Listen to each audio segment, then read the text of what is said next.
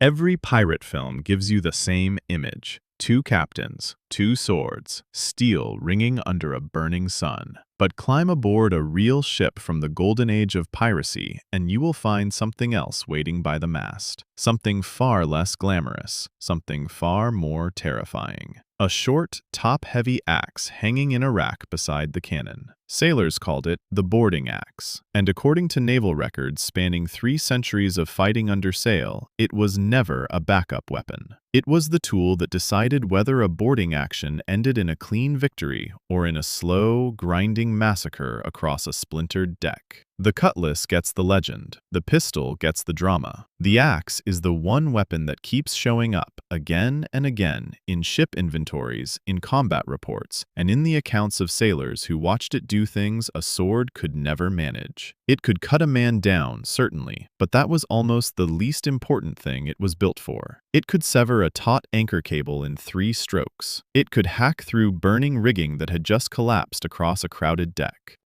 It could smash open a locked cabin door behind which terrified officers had barricaded themselves with nowhere left to run.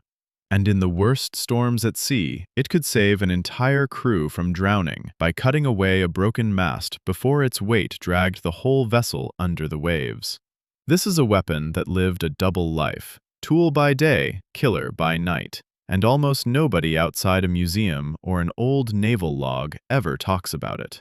Historians who study close combat in the Age of Sail will tell you plainly that the cinematic picture of a lone pirate swinging across on a rope, cutlass gripped between his teeth, has almost no support anywhere in the historical record. Dropping one man alone into a crowd of armed defenders would have been closer to suicide than strategy.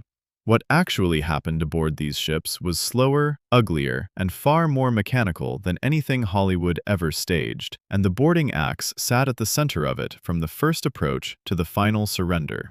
2 ships closing in, sails torn by early cannon fire, the deck already littered with fallen rope before a single man has even set foot on the enemy vessel. Grappling hooks bite into the rail, and the 2 hulls grind together with a sound sailors of the period described as one of the most unsettling parts of any engagement, long before a single blade is drawn. It is only after that collision, once the 2 vessels are locked hull to hull, that the axe carriers go to work first, clearing nets, cutting lashed gun port covers, opening a path for the men behind them armed with cutlasses and pistols. The duel the cameras love to show almost always comes second, if it comes at all. So here is the real question this video sets out to answer.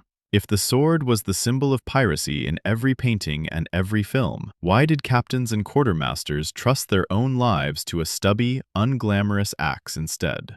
What transformed a simple chopping tool into one of the most feared implements ever carried onto an enemy deck? And why, when the entire age of sail finally collapsed under steam and iron, was the boarding axe one of the very last weapons to actually disappear from naval service? To answer that, we need to go back to where this weapon actually came from, long before it ever touched a pirate's hand.